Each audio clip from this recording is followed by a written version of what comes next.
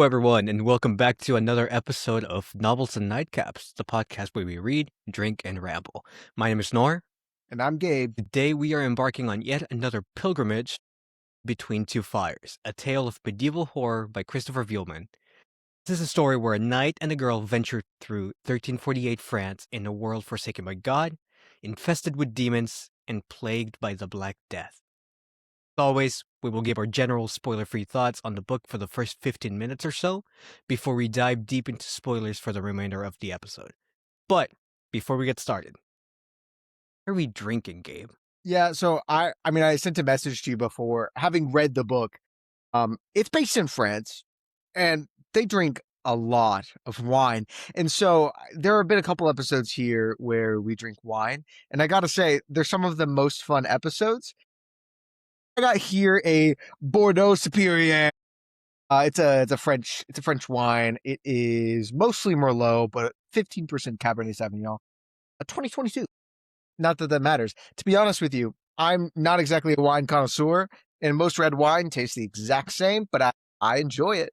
Nor, what are you drinking? I got the cheapest wine that I possibly could. French wine. This was $10 at my local HEB. I can't pronounce the name, but it has a rooster, 13% alcohol.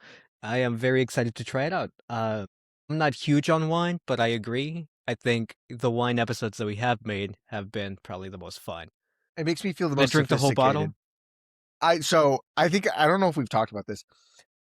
Every time we've had a wine episode thus far, I have finished the bottle of wine, and it is an intense experience for me personally.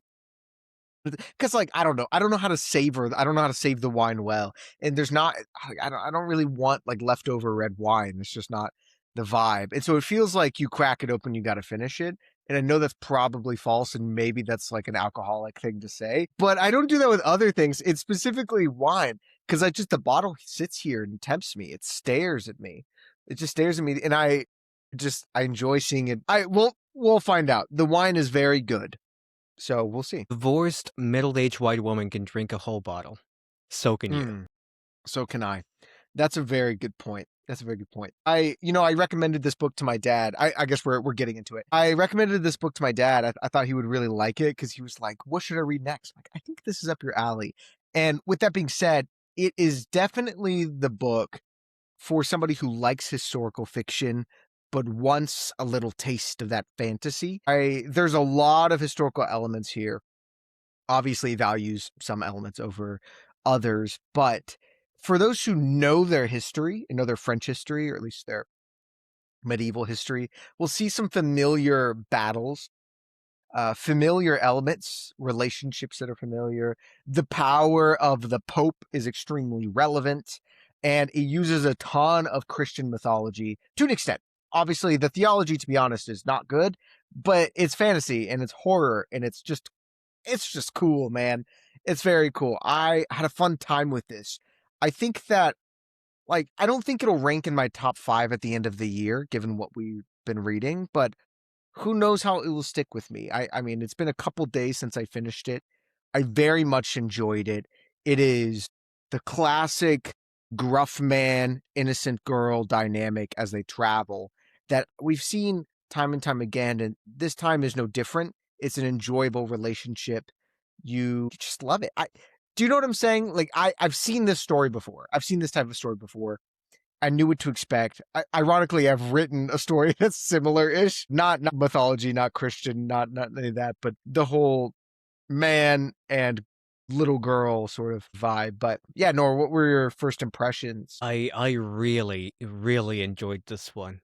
I think our ratings are really similar this time around. I mean, Yeah. they have been for the last few books. But I agree with you. I'm not entirely sure will be in my top 5. We've just been reading a lot of really good stuff lately. And it's only May. Still have pretty much half a year left. Being said, I thought this was a great book. Vibes were immaculate. It has that medieval horror atmosphere, the grim dark, and that dynamic between the lone wolf and the cub, right? The other example I can think of right off the bat is, The Last of Us. It has that dynamic going on, and it's really good. It's a story we've seen before. It's a story we've read before. Very enjoyable though. Very enjoyable, very cinematic. Themes really resonate with me. And if the theology isn't always there, Yeah, it's a but little iffy. And as whatever. we'll talk about, there's like a part in the book that kind of lost me for a little bit. But overall, I think it's a great read.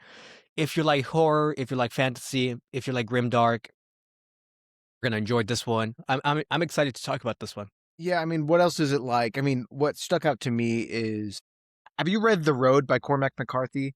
It felt a lot Not. like that, in the sense of The Road by Cormac McCarthy follows kind of a similar ish, you have the man and the child, and it has a similar helplessness for most of the book.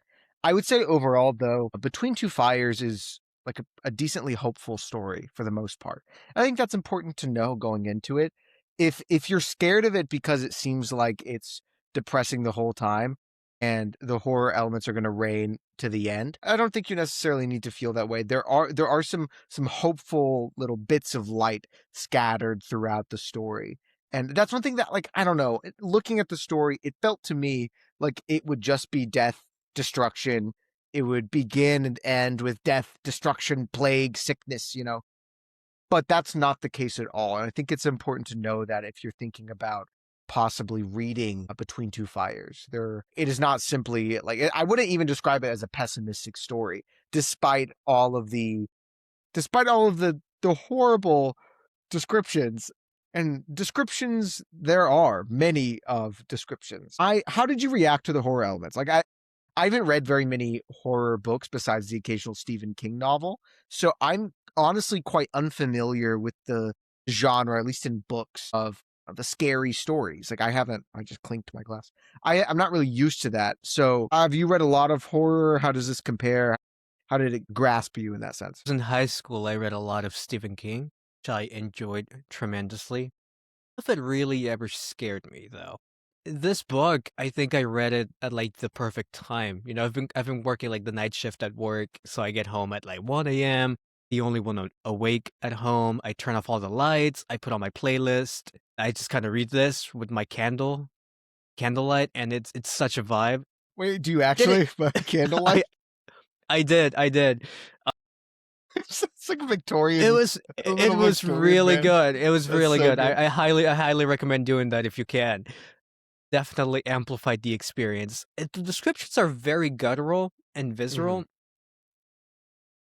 but I handle gore pretty well, I think, at least, in storytelling. It didn't scare me, but I do agree. I think it's important to note that at the core, In Between Fires, right, Between Two Fires is a story about forgiveness and love, and how it triumphs, the face of evil and darkness and despair. It's a lot of depressing stuff going on in this book. There is a point to it. It's not just gore and darkness for the sake of, being edgy and depressing. There is a point to it. There is a story. So if you're thinking about giving this book a try, but you're afraid of all those elements and you're worried that it's just kind of or for the sake of gore, then I would recommend you give it a try. It's still worth it. There is a point to it all. It's a very touching story. But once you get to the ending is we'll talk about it later, but I Yeah. was a big fan of the ending. Me too. Me too. And I will give a little bit of a content warning for those who are maybe more sensitive to, especially some like sexual elements. Not in the sense of, ooh, there's sex in the book. There is, but more so in the sense of the author definitely roots it within its time. Kind of in the same way that George R. R. Martin does. Like the language, the situations, I mean, I don't think this is a spoiler. The book opens up with an attempted rape. So it kind of sets the scene of the world that these characters are in. So just anybody who might be sensitive to that sort of thing. And again, while it might have this wholesome sort of core about forgiveness, there is a lot of muck along the way to get to that eventual point. So everybody keep that in mind. But with that being said, I mean, I feel like we both recommend this book. This is a generally good book. I think most people would enjoy it. I If you're into science fiction fantasy, you're probably gonna like this. it seems like a safe read, a safe, enjoyable read. Would you agree? Is that like, I think any time of the year you could really pick this up, and it's probably going to fit to some extent. It doesn't. It's not particularly challenging. It's not particularly easy. It fits right in the middle there. I think that's on point. There's a reason it's been getting a lot of traction, like, online, because this book came out in 2012. It just now recently getting, like, a physical copy, I believe. I could be wrong. From what I understand, it just recently got a physical copy or, like, a paperback version because of how popular it became. I think definitely deserves to be popular. I think it, valid. It's not necessarily overrated. I think it's definitely worth checking out. If you're on the fence about getting it, hopefully by the end of this episode, you will be getting it.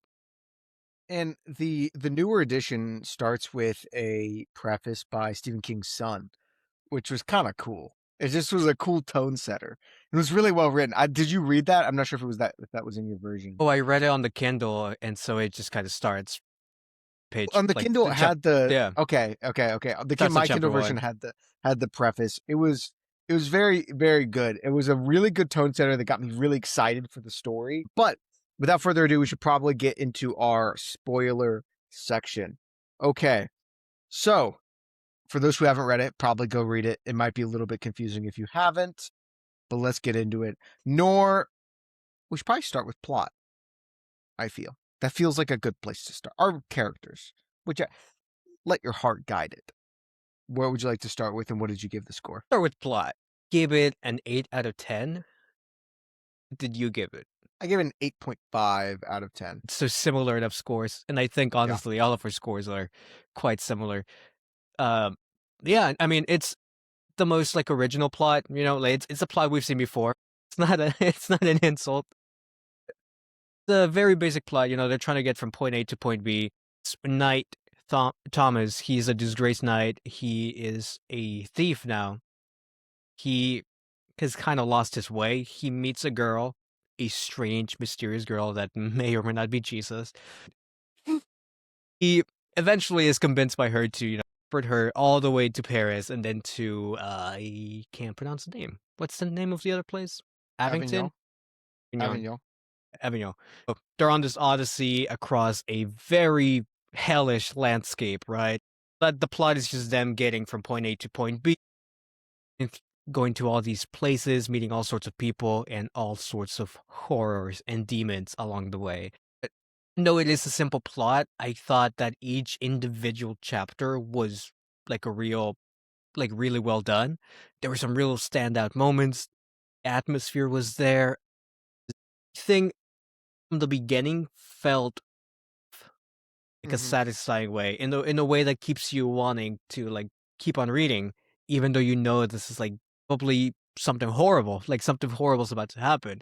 And so that unsettling atmosphere really carried me from start to finish. Yeah, and so I mean, with my, I gave it an 8.5, right? Let me double check here. Yeah, with my 8.5, I gave it that because it felt like the story just rolled really well. Like it moved from one point to the next. And yes, I completely agree that the story like structure is not original. Moving the travel sort of story, point A to point B, the journey. But the way it kind of went from plot point to plot point, it just, I don't know. I was really satisfied with it. From the point they met Father Matthew, the priest, and it just felt natural. Like, I think that's the best way to say it. It felt natural, yet also divine, like divinely ordained. The entire time I felt myself questioning, like, is this luck or is this sort of divine favor that's setting upon them? I mean, to me, one of the best examples of this was the little key whenever they are dealing with the relic salesman in Paris, which I loved Paris. That entire sequence I was really drawn into. And you have the relic salesman who gets arrested for being Jewish. He's put in the stockade, and they had gotten this tiny little key from this scamming woman, right? This scammer who tried to get them to sleep for the night, and just the description of the room was wretched. I I was disgusted. And Well, I pretty quickly, once the stockade problem came up, I immediately went, "Oh my gosh, the key is gonna open it." Because of the divine nature of the storytelling, because it felt like everything was divinely inspired, it didn't feel cheap to me. It felt like, "Whoa, this girl really is something." At least at that point in the story, the kind of it was up in the air. Like, I mean, you didn't know she was Jesus by that point. It wasn't that wasn't exactly clear. I didn't know what her role in the story fully was, and so for that to happen just was really satisfying. Or whenever.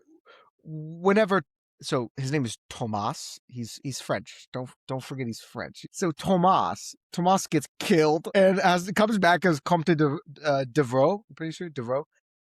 He comes back as like the guy who stole all his land. You know, he takes his face and just becomes his worst enemy, his worst nightmare, just for a little bit. Just the manner in which the story was simultaneously absurd, but also made a lot of sense within the realm of the storytelling and the style.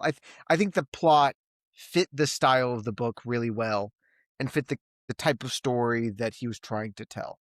Does that does that track? Like, that's what really enraptured me. However, it has some problems. It has some problems. Nora, which part did you particularly get lost in? You mentioned earlier that there was a section that kind of lost you for a bit. Which part was that? The moment it stops focusing on the protagonist and starts talking about all the other side characters. Near the end, it's like thing like 75% through the story to like 80% or maybe Is it 90. It's like Father Matthew's brother? That part yeah, really, once yeah, we get to Robert and no, the Doctor and the Pope, I agree. it's just a lot of new characters that are introduced, and they're all French. They're all French, and all maybe it's cultural like ignorance, but the names kind of blur into one for me. No, they're pretty, kind of basic names, kind of all blurred into one. I was one of those things where it kind of takes a detour. You think it's only for one chapter, so you don't pay that much attention. Then before you know it, it's like 5 chapters. We kind of talk about other characters that's like, "Oh, maybe I should have been paying attention beforehand." I think it's entirely my fault. I think it definitely is, like, the nature of the plot kinda, like, detours a little bit just to add more context and kind of ease the bigger picture, which, once it came back to us, Delphine, I think it was worth it, but it definitely lost me for a minute there, and, Hugo, our friend who has been on this podcast numerous times, recommended this book to us. Pretty sure he binge read this book for, like, 2 weeks straight, and then he got to that point, stopped reading for, like, just a whole year because he couldn't get past those chapters. Dang. Situation wasn't that bad. Mine was, like, a matter of, like, hours, like, I took a couple hours off, I was like, I need a break from this," and then I came back to it, recharged, but I can see how it can lose a couple people there. Yeah. Definitely one of those is with the plot. How do you feel Yeah, no, about that? I definitely agree. 100% did not care about what was his name? Father Matthew's brother, Robert? But yeah. Yeah, I didn't care about him. I cared about Father Matthew, but he died. So I was like, yeah, it's typically a problem to introduce characters like 75% of the way through the book. That's not advisable. And this is one of the reasons why. Because we have characters that we do care about and we want to read their perspective. Like, that makes sense. And I don't care about Robert, the sex slave of this like cardinal. That's not I don't care about that. And well, yeah, I think if you read like a summary, the plot is interesting there within context of what's going on with the rest of the characters. And honestly, yeah, character within the context of character in general, it does not work. It might work on the plot level, but it doesn't work whenever you consider the rest of the elements of storytelling. I think that's really important because yes, we understand getting the bigger picture. We understand the value of it, but it doesn't mean that it's easy to read. And it's hard to read because we don't care. I completely agree with you. That was easily the weakest part of the book and the part that I kind of glazed over a little bit. My eyes, glazed over for just a bit, and I wasn't super interested. And then the what? How did you feel about the climax of the story? The ultimate. He faces the false pope, the demon pope, and he loses. I mean, they win in the end, but Tomas loses and he goes to hell. How did you feel about that whole sequence? Pressed me a little bit. It's the way this was kind of advertised to me. Honestly, didn't like go in expecting a happy ending or even like a what optimistic ending. I genuinely expected a completely devastating story. So when they died, I was like, oh, that really is it for them.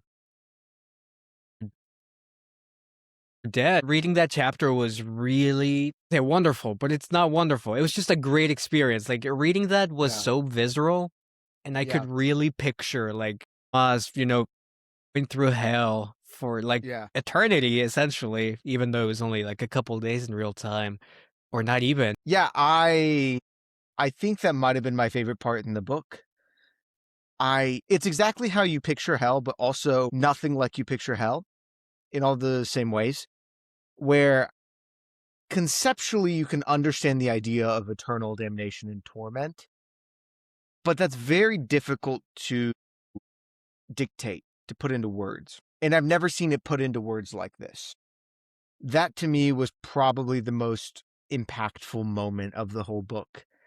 And yeah, I thought it was intimidating to say the least. It made you not want to experience that, but also it felt like forever in all the right ways. It's a really sobering scene, and I guess like yeah, you think about this every now and then, and it is kind of like how you picture it. The part that got me was like the false hope and the false rescue, because Delphine finally shows up to rescue Tomas. He is reluctant. He doesn't believe it at first because they already pulled that trick on him multiple times. They already deceived him into like having her come back and save him. That already happened. They already tricked him into thinking that God already saved him. I guess I never thought about it that way, but like that happened, and that's horrible. That is horrible. That's so Oh, evil. chapter was really depressing. Made it amazing. It was such a good chapter, and I think it captured that in a way that I like you said, I haven't seen captured before. Yeah, what's interesting is I definitely was thinking in the moment, right? Because obviously Delphine is supposed to be this Christ-like figure. She's supposed to be the Jesus character. Yet who's the person who ultimately like bears the weight? It's Tomas. Like it's Tomas who goes to hell. And so while I don't think that he is the Jesus of the story, like not at all. Is obviously Delphine, like not even implicitly. It's very explicitly that is explicitly told that she is God slash Jesus. She is God incarnate, and and that's very clear. And I very much enjoyed both the theological weight that something like that has, but also the nuance in which it kind of unfolded. I thought was very fascinating. Just the nature of her later in the story telling Tomas, don't swear, don't kill people, don't do that. He's like, why? And she's like, it's just not right. And he's like, but what else are we supposed to do? And she's like, it's no use. It's no use. Or you're gonna swear anyways. That was very human. That felt very. I, I think that's. I mean, we should probably talk about characters at this point because that's what we're ultimately talking about. I give it a 7.5 out of 10. I maybe upon revision it should be a little bit higher, but there were a lot of characters that I didn't care for that brought it down. The two central characters I very much connected to and enjoyed. It's the rest of them that were not as compelling. You also gave it a 7.5 out of 10. This is one of those areas where we completely aligned. What is your reasoning for your rating? I mean, we know it was pretty good. We got that. Where particularly did it fall short for you? Oh, like plot itself was simple, and that's not a bad thing. The characters too, I felt were simple. That's not a bad thing either. For this type of story, I think that's actually works really well. Beginning of like at the onset, I was more of vested in like the horror and the atmosphere of this world. Here on, as we learn more about their backstories and who they are as people and how they come to kind of depend on one another, become a sort of like a found family. And I started to care more about them. But they're definitely a bit no, not one dimensional. Very clear who they are, and you kind of get their whole picture right from the start. It's character development, of course, and it's pretty damn good. But it's nothing like crazy, I would say. So like for me, a 7.5, it's pretty good. It didn't like wow me. Of course, the last few chapters definitely make me like reconsider and get a higher score, especially that hell scene of what happens after. So like the little baptism that Tomas kind of undergoes prior to that moment, that was really good. Like letting go of his hatred. Yeah. I'm a sucker for that type of story, and this story is about forgiveness. Um, I think I also agree with you. All the other characters were kind of flat, except for Matthew. I really enjoyed Matthew. Matthew was one of the strongest characters, I think. And so when he died, I felt depressed. Which is a good Yeah. thing. I think that's the point. One was hard to read. Matthew's character was amazing. Tomas was pretty good. Delphine, you know, I think part of it comes with the fact that she is Jesus. Yeah. She kind of has it. She doesn't have it easy. Like a lot of she gets out of trouble through her divinity, which is Yeah. is the point. So there wasn't like a lot of nuance there.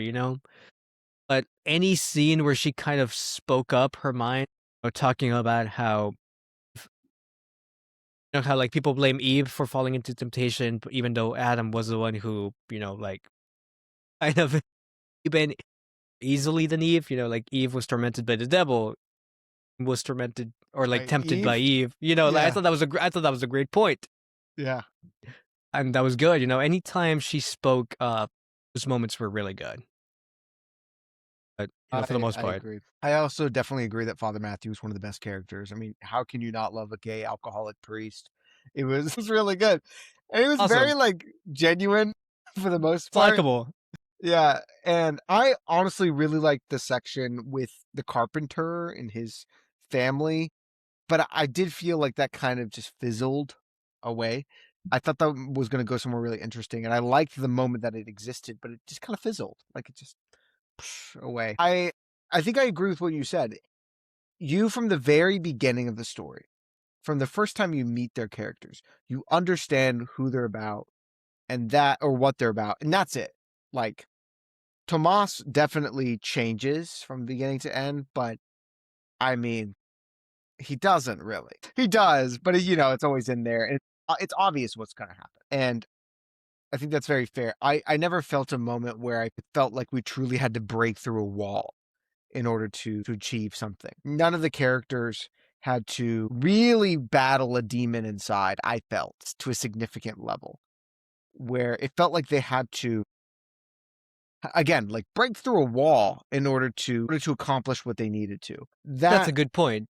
I think yeah. that's a really good point because there's a moment in the book where they separate. That's usually the moment in the story where they kind of have to like face their demons by themselves and have that emotional breakthrough. They do kind of have it, but it's very tame. Before you know it, they're already back together. Didn't feel as like impactful as maybe hoping it would be. So I think Yeah. that's another reason why for me characters are like a 7.5 and not any higher. So But that I being said, will 7.5 is still pretty good. yes, and I will say that the last, I think it was like the epilogue really hit. That really hit where Tomas, you know, goes back to the village, basically finds Delphine again, right? She doesn't remember anything. He kind of adopts her. He becomes a priest. She becomes like a nun or whatever. And he goes back to see his wife. Well, the interaction with the wife was not the most impactful thing. It was the other information that we learned that was impactful. I felt a lot of emotion knowing that Tomas had basically adopted Delphine. I had a lot of emotion knowing that they essentially had happy lives. after all they've been through. That it's, I mean, it's very like, sentimental, but still, I felt it. I enjoyed it, and I think that's important to mention. That at the end of this book, I felt satisfied. I felt happy. I felt like the story had closed, and there was no room for a second book, and I think that's really respectable. I mean, how often do we read books that have either a sequel planned, or there's always the next steps, or they just honestly don't. Ending a book is really hard. Ending a book in a way that concludes the story for good is really difficult. And Between Two Fires had an excellent ending, in my opinion. Would you agree? Did you think that the ending is solid closure? I mean, it's pretty closed. I know you're not a huge fan of closed endings.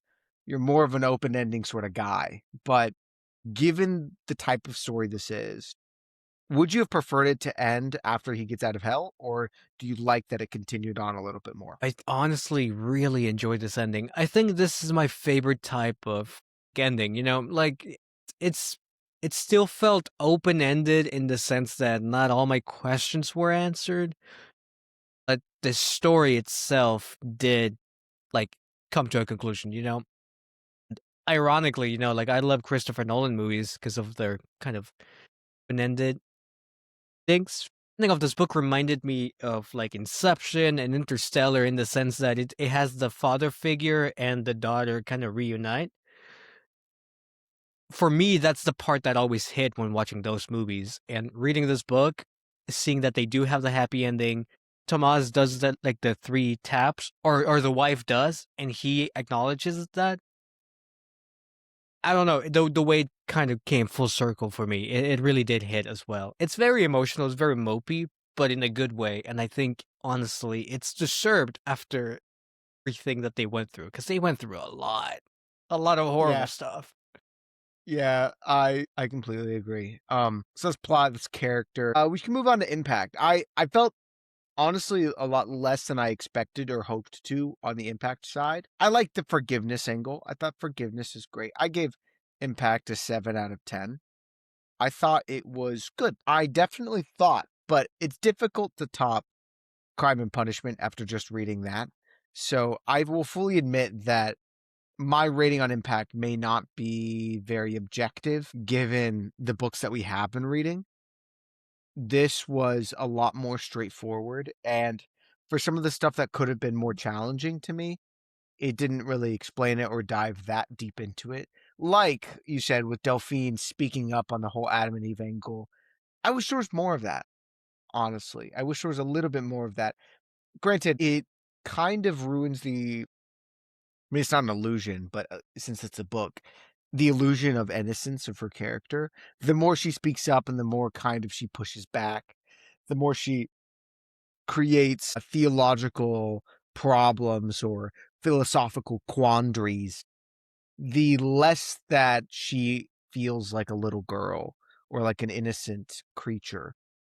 And so I understand the meaning behind that, and the reason why it has to be little, points here or there. However, that's where I would have probably found my most impact. And I felt sentimental, but I was never close to crying. I have been close to crying in a lot of these books, but I wasn't even close. I liked the characters. I cared for them. Yet when Tomas died, I was like, "Oh, Tomas, no!" Like, "No, Tomas! Oh no, he's dead! Ah, dang it! They cut his hand off or whatever, and he got stabbed, hit with an arrow. Yeah. Oh, Robert's dead too. They ate his face. Uh-oh. Ripped off his legs. Yeah. Like, I don't know. The deaths felt less. Most of the deaths. Most of the deaths felt non-consequential, especially after we saw Tomas get disguised as Devro, as the guy he hates. Essentially, at that point in the story, felt okay. Death isn't necessarily the most important thing here, which is good, but it decreased the stakes for me and made the impact feel a little bit lesser. What did you think? What did you think? I mean, that's completely valid. I gave it a 7.5, just a little bit higher than you. Honestly, the point 0.5 is kind of arbitrary because I do have a lot of the same, thoughts and feelings about the story as a whole, like you do. I had a great time. I really enjoyed this. I really enjoyed the atmosphere, with the characters. I enjoyed the plot. It was a little simple for sure. It had a lot of moments that really kept me on my toes and on the edge of my seat and all that. Wasn't like emotionally invested in these characters as much as I kind of hoped I would be by the end of the book. Like when the characters died, it was depressing because I kind of expected that going into this book. I wasn't expecting a happy ending at all. That was a surprise. Also, the fact that they kind of rush the deaths aside, it's like one sentence and then you're moving on, Yeah. kind of felt like an afterthought. Honestly, have this problem with a lot of books. I there are deaths are so hard to pull off in books, especially like for protagonists or like important characters. I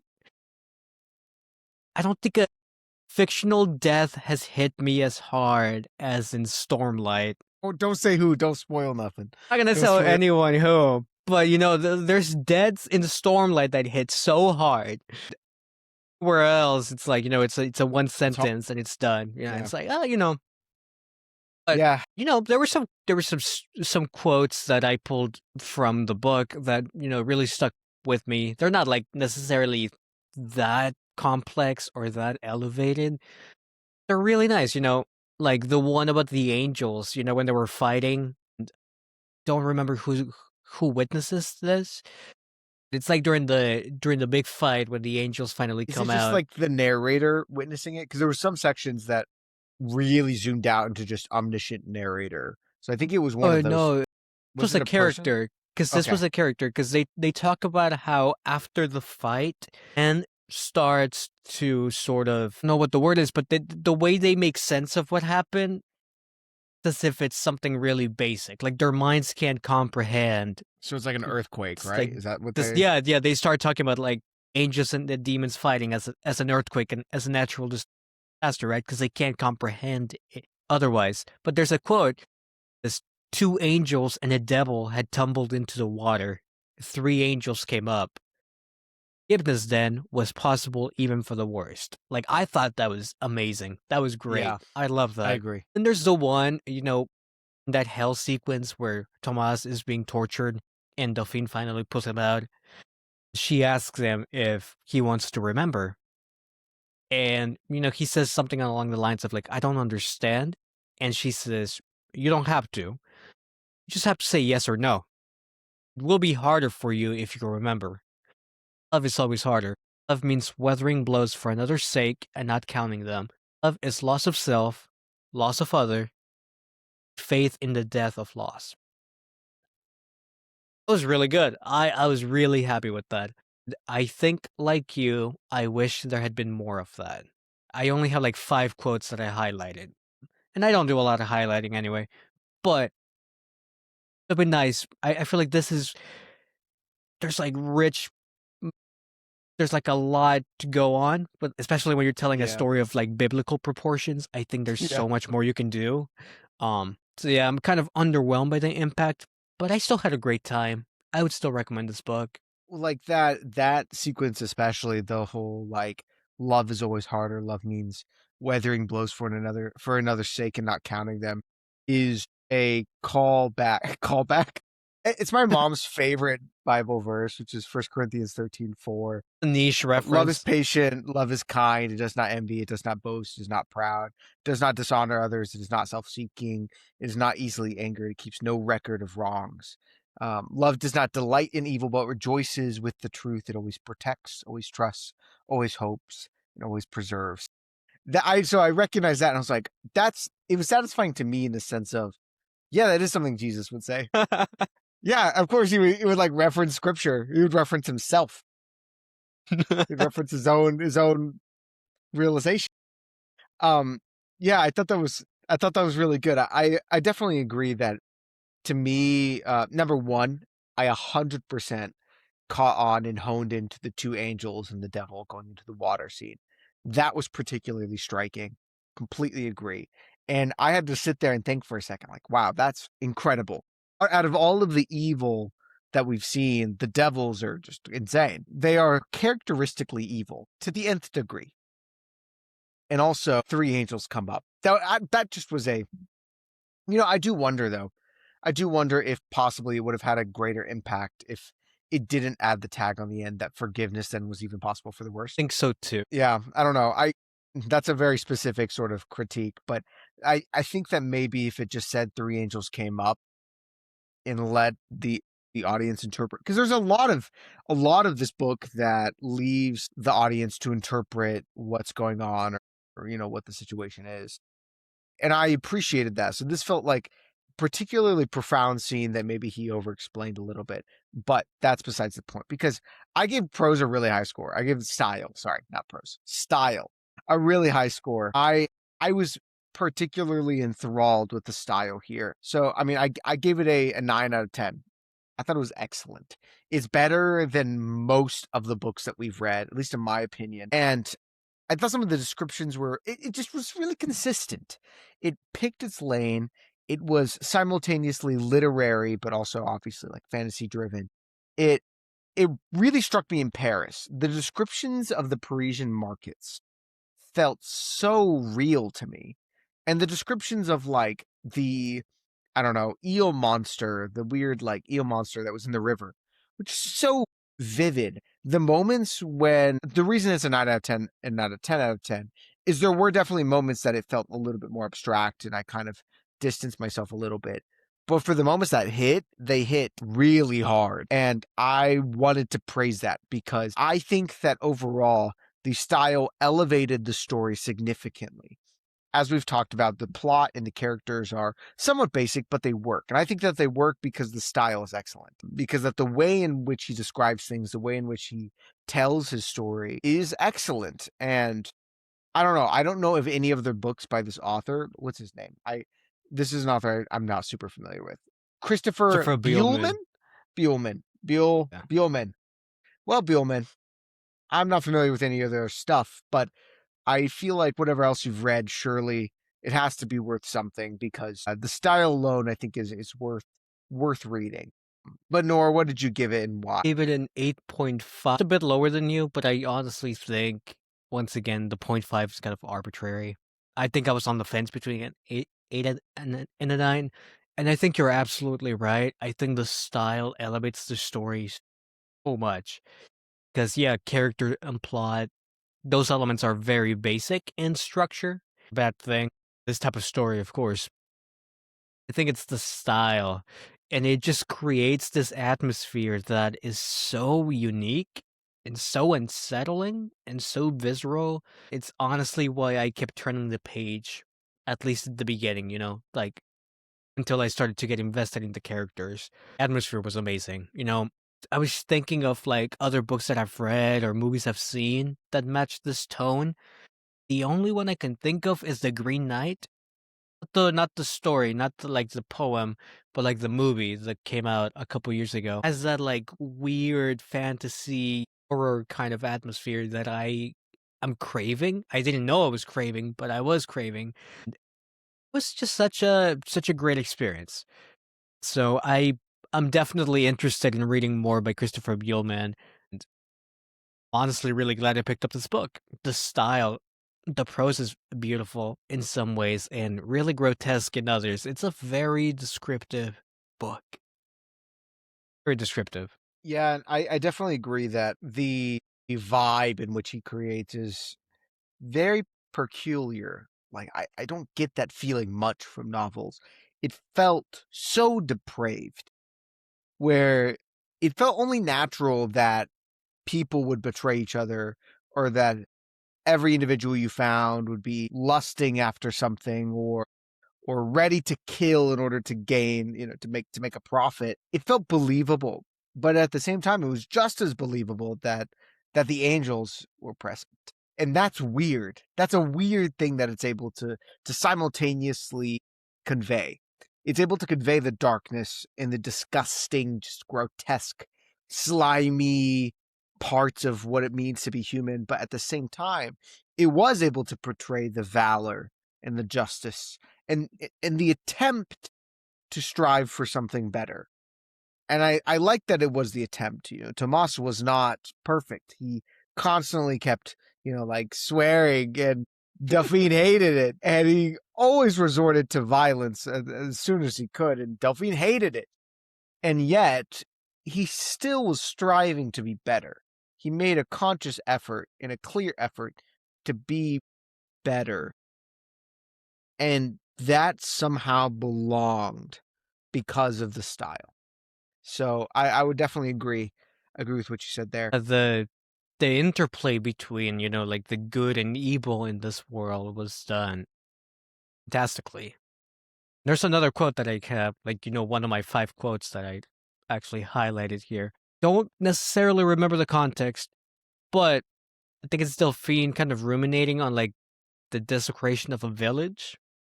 There's only, like, a wife. This is the corpse of a wife left in the house. So she wonders about the husband, right? And she says, and the husband, is he dead before the plague came? In the war, perhaps? Had he run off to save himself? She knew many such stories of betrayal and selfishness from her village. She also knew stories of great faithfulness and courage. This pestilence cooked away pretense and showed people's souls as surely as it eventually showed their bones.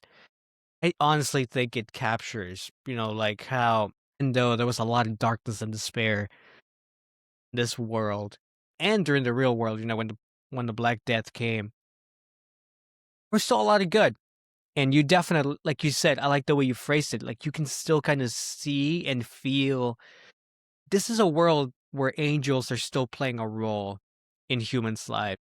I think that's part of why the atmosphere is so unique. It's unsettling, not completely like nihilistic. Like, there's still some good, there's still some like purpose behind this, still some hope left. And I think that's what sets it apart from something like The Road by Cormac McCarthy. For those who haven't read The Road, I'm not going to spoil it, but it has a similarly dreary environment without the speck of goodness.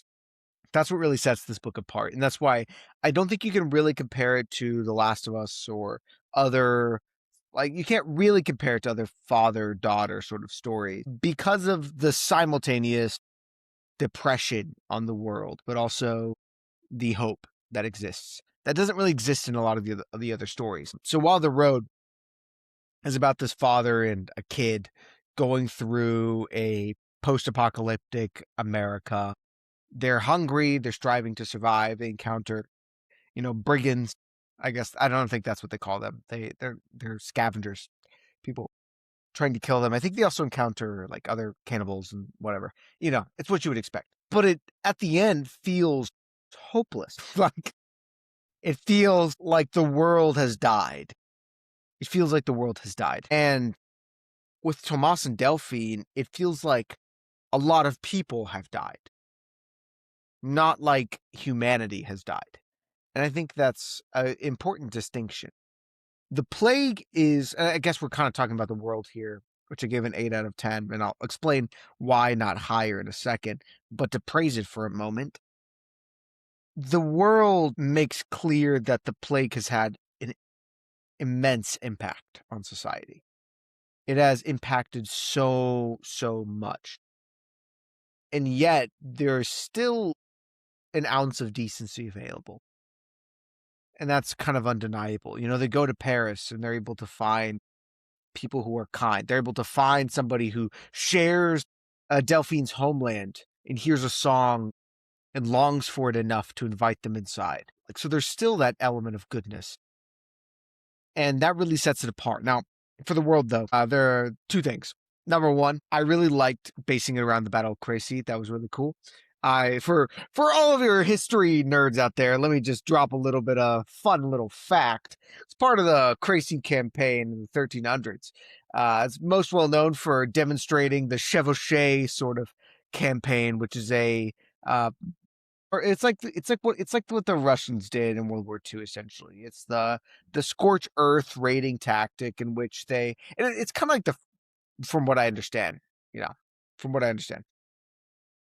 Plunder, one of the very first like scorch earth raiding tactics that go through land and plunder the territory and devastated the French territory. It was the English who were doing this, running around just plundering. Absolutely devastated the French. At the Battle of Crécy, Edward III, who outnumbered his force, defeated the French with his like longbowmen. That's what it's normally known for. And I mean, you see like elements of that obviously in the story.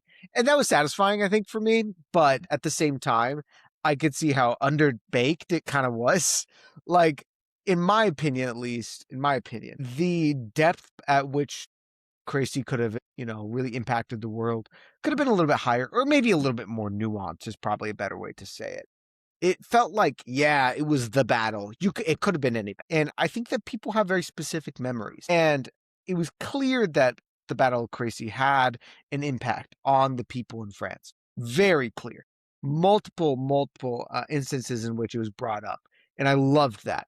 However, it felt like it could have been any battle with the English, and it would have been nice for it to be a little more specific. That's a minor complaint. But overall, my rating reflects the fact that I thought it was interesting, yet we cannot deny that we're just looking at France, really. Like that all of God's forces are and all of the devil's forces are concentrated in France. Yeah, I just was like, where's the world? We saw little bits and pieces, but it was hard to believe. I don't know. And I mean, like, yes, the Pope was in Avignon during this time. Yes, cool. But there's more to the world, and I don't know. I would have liked to see that. That's my biggest complaint. That's my biggest complaint. And yeah. Anyways, Nora, what is your opinion on this? Not enough world.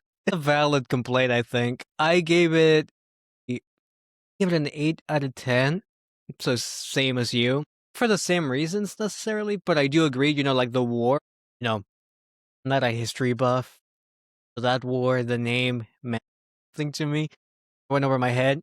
It really could have been like any other war, like you said, and wasn't like anything special about that war as it was portrayed in the book.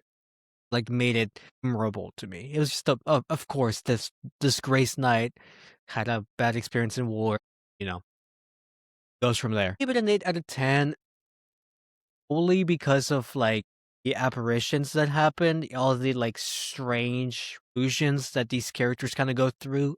Uh, really fascinating. My favorite scenes happens really early on, and it's the feast with like the monkey brains, where they're like eating the soup from the monkey. Texted Hugo, I was like, "Are those like real monkeys, or is it like a fake thing?"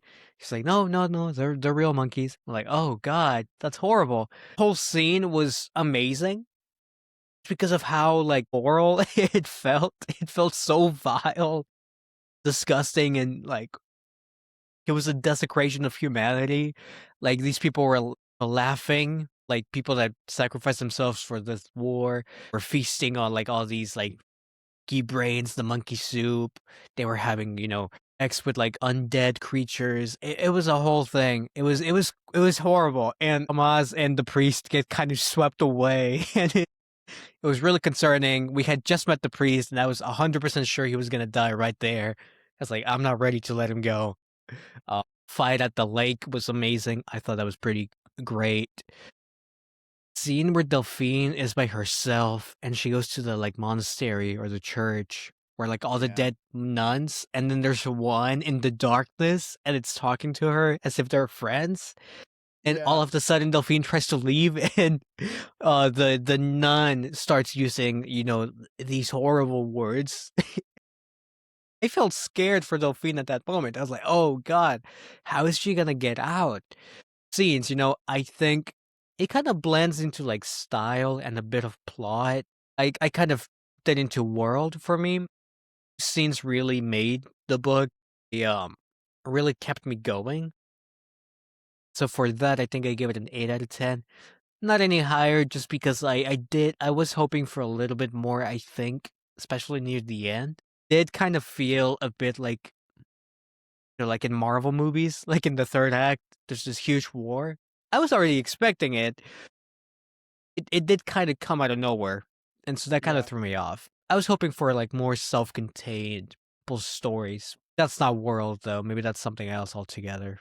No, but I mean, whatever it is, I do agree that I 100% did think about the scale of the story. Of most of the time, it felt small scale. It felt very intimate. But at the end, it kind of just expanded into reflecting the entirety of, the Holy War. And I don't know if that was the best choice. I understand ultimately they were going to find the Pope, and that was the whole thing. I get that. But it was not my favorite part. And I don't know if it would have been better. But then again, I don't know, she's Jesus. So maybe it was just overvaluing the Pope. I don't know. But you have to value the Pope, especially given the historical context. Like, the Pope is the person that they have so much political and religious and cultural authority. I mean, they are rivaling kings with how much power they have, and so you can't ignore that. And I mean, there's no Protestants, so it's not like there's any other. The Pope is the in Was the charge. guy. Yeah, you're right. Pope is the guy. And so I do understand. I absolutely understand where the story was going. But I do think that it did not strengthen the story doing that. I But kept thinking of the movie 1917, and the premise of that movie is, these soldiers deliver a message. You know, granted, Delphine wasn't delivering a message, but I think maybe it would have been better, or at least more impactful, if you kept, like, the self-contained stuff going. You keep it deeply personal, and at the end, like, Delphine delivers something to the Pope, and the Pope takes it from there. But I see where this story was going, and of course, with girl being Jesus, he is the savior. Oh, still okay with it, but I think you're right. It doesn't necessarily. It's not the strongest part of the story, for sure. I did like, though, like, if anybody was to be Jesus, it made to me a lot of sense for it to be an innocent little orphan girl. And I really like that. I mean, I've never really considered that. If what is the most vulnerable sort of innocent figure, and she is fully, like, to the maximum level, the depiction of innocence and vulnerability, as vulnerable as you can get, to a level that sometimes makes me feel uncomfortable, right? I definitely felt uncomfortable multiple times in this book where I went, "Oh, that's not something you should say," or like, "I don't really want to know about how her breasts are growing." Like, that's not something I want to hear about. She's a little girl. Like, but I do understand the point it has in the story, and I was an adult about it, I guess, but I will fully admit, I during that scene was like, I don't you shouldn't mention that. You should just ignore that. I did think about this, though. I really do think that this book should be adapted to live action. I don't know why it's not. It would be an excellent miniseries. I mean, I don't think we've even said that about any of the books that we've read so far. Like, don't get me wrong. I don't know. Will of the Many, for example, would be a great TV show or whatever. But this seems so clear cut. It would be a very simple to make. I mean, simple in the sense of you're not going to have to change a whole lot, and excellent live action piece. Think Like, we I don't. said this about the first book we ever talked about, The Devils, how it honestly would have been a better show than a book. I think Yeah. you're right. Like, I'm trying to think of all the books we've read for the podcast. This one is very clear cut. Like, it's very clearly made for the screen. It's so cinematic. Kept thinking of the Green Knight. It worked for the Green Knight. Will definitely work for Between Two Fires, and I would definitely be there opening night to see this movie. And that's not just because I'm always there for opening night. It's because this book deserves to be seen into a movie and be seen opening night. It's that good. Yeah. Yeah, but in, like, all of the miraculous events, I was able to still imagine. Like, nothing was beyond my Mhm. imagination. At least I felt for the most part. And that made me think like, oh, you can create this. I can visualize what the angels look like. I can visualize what the demons look like. Because of I mean, let's give credit where credit's due because of the style. I was able to picture something in my head. Everything was gray all the time. And everything was wet. Everything was always wet and muddy and glossy and gray. And you can capture that image perfectly, just perfectly. And I was like, this is just, yeah, I don't know. That was definitely one of my biggest takeaways was I think that this would be an excellent TV show. I think it's a great book, an excellent book. And I mean, overall score, keep in mind, this is not separate from our individual scores. This is a culmination of our individual scores with each thing given a different weight, right? Uh, I give it a 7.9 out of 10. I think you should round up to an 8. To me, it feels like an 8. It is thoroughly enjoyable. 100% would recommend reading it. However, I do have some reservations. Like there are some problems. I'm not going to pretend as if it's a perfect book because it's definitely not. And we have read better books on this podcast. However, let's not discount the fact that this is an excellent book. I thoroughly enjoyed it. I never once dreaded reading it. Sometimes that happens with podcasts like this. Sometimes you feel pain having to pick up a book and read it. But the drive of knowing that your fellow co-host is also reading it drives you to read it. This was not the case. I wanted to see where the story went, and I mean, I was able to read it in 2 weeks without a problem. So, yeah, Yeah, Nora, what is you your like overall impressions here? Yeah. you can see 3 of the books that felt that way in the back of my screen. But yeah, you're right. There are definitely some books that are really hard to pick up, and you don't want to, and you're only reading them for this podcast. This is not one of them. I gave this book a 7.8 out of 10. Kind of pissed me off that the weighted average ended up being that low. I honestly think this is like an 8 or an 8.5. Great read, phenomenal. Enjoyed my time. Honestly, I was busy, but I made time for this book. That's how good it was. That's how much I wanted to read this book. Has my seal of approval. Would highly recommend this one. Be glad we read it. Great time.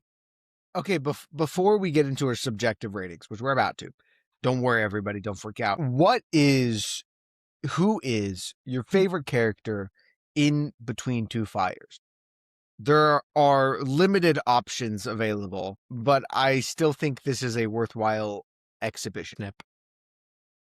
No, honestly think I honestly think Matthew, the priest, was my favorite. He just felt really real. Real. He felt real. Felt nuanced. Definitely hurt when he died. I was sad. I already knew it was coming. Thought it would happen a lot earlier. Was my favorite character. Was yours? I feel like this is the obvious. I definitely did like Tomas the most. He, I mean, I think that's good. That's to the story's credit. He is the protagonist. Typically, you want the protagonist to be the most important one. I was really, I don't know, as a writer, sometimes it's difficult to give your protagonist or the perspective character a lot of personality because you want them to be likable. And so, in order to be likable, you dull their personality a little too much because you're like, I don't want them to be unlikable. I don't want them to be too grouchy. I don't want them to be too vile, too disgusting. And Tomas was perfectly vile, not evil, but perfectly disgusting. He clearly wanted to do bad things, not evil things. I don't know if that's a distinction worth making, but he wanted to kill people. He wanted to take this simple, strategic, clear solution. He wanted to do the obvious thing. And constantly he was reined in by Delphine. And I definitely was attracted most to his character. I also really liked Father Matthew. I also felt a lot of emotion when he died. However, I still cannot discount the strength at which Tomas held the story, and he did an excellent job. Like I definitely cared for him, and the hell scene felt wrong in all the right ways. All right, so for the subjective scale, which isn't really Yes. subjective, and it's not really a scale. It's I a guess it is subjective. collage. It's a It's a collage. collage. It's the vibe. We're going based off of Yeah. vibes here. Yeah. And you Gave it gave the it same thing. Did you change your mind? no, I didn't. Okay. I still think it's a hardcover. It's not a collector's edition. I think it's a hardcover. This, Hardcover. especially with the nice new cover. The old cover is gross and ugly, and I understand why nobody bought it. Sorry, that's super insensitive, but we should mention whenever it came out in 2012, it was not a big hit. It's only really recently become a big hit, especially with the rise of book talk. That's really where it, took a big It's step a really good forward. point. I do remember, like, explicitly talking to Hugo about, like, looking for a new book to read together. He pulled that one up, and I saw the cover. I was like, "Nah, like trash." Yeah, it So does look like trash. don't judge a book by its cover, even if its cover it's like disgusting. It's pretty I mean, bad. that's why it's so important to get a good cover. Because the pretty new cover bad. is sick. New cover Like is the red amazing. one. Oh my gosh, the new Pretty one good. with the skeleton knight guy. It's awesome. It's That's so awesome. cool. And it fits the vibe perfectly. It's exactly what the story feels like. And it's Perfect. red. It pops. It captures your eyes. The font is medieval. It's really cool. So, but with that being said, yes, hardcover, specifically with a new cover, is exactly what I would want. I think it deserves it. I mean, it's an excellent book. I do wonder. I haven't really looked into it. I do wonder what else this author has written since this was written in 2012. Surely there has to be something else. His most famous one, as far as I know, it's The Black Tongue Thief. I know he has written significantly more than that. Oh my gosh, I just looked up a photo of him and he looks exactly like you'd expect.